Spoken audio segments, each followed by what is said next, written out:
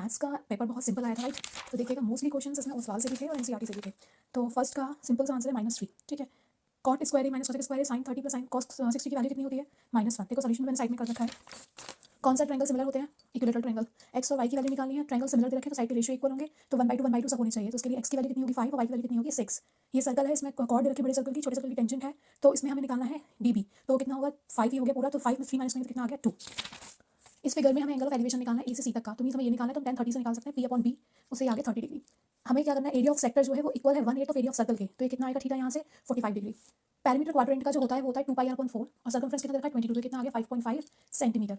कोन और सिलेंडर दोनों की हाइट इक्वल है, रेडियस सेम है, वॉल्यूम और उनका कोन का वॉल्यूम और सिलेंडर के वॉल्यूम का रेशियो निकालना है।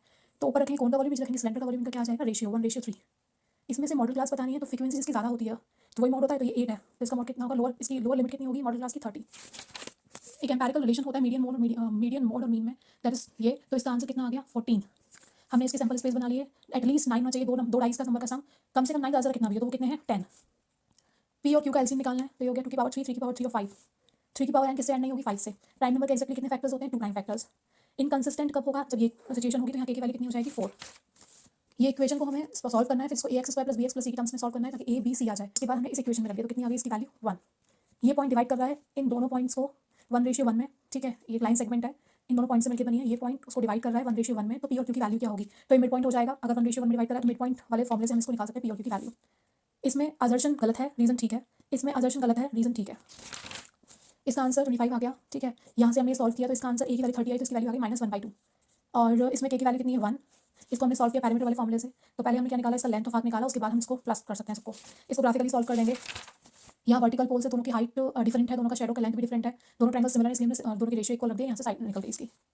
इसको हमने इक्वेशन बना ली, हमने एक्स और y, x upon y numerator denominator लिया, जिसमें से 1 को सब्ट्रैक्ट कर दिया, और बिल्कुल एनसीईआरटी जैसा क्वेश्चन है ये। ठीक है, तो ये इसकी इक्वेशन बनेगी।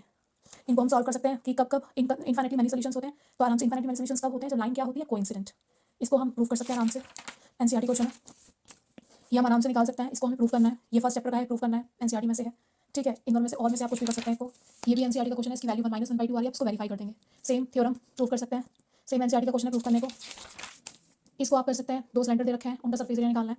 यहाँ फ्रीक्वेंसी हम निकाल सकते हैं, मीन दे रखा है, हमें एफ निकालना है। दो कंसेक्यूटिव नंबर्स हैं, पॉजिटिव नंबर्स जो ऑड हैं, तो अगर एक एक्स होगा तो दूसरा कितना होगा x+2। ठीक है, और ये फिर केस स्टडी है जो बहुत ज़्यादा मुझे सिंपल लगा ये पेपर। सीरियसली अगर आप इसको सॉल्व करने बैठेंगे तो it is very very very simple, क्योंकि most of the question NCERT के हैं, और उसके अलावा उस साल में जितने भी पेपर्स थे वहाँ से क्वेश्चन हैं ये। ठीक है, ओके।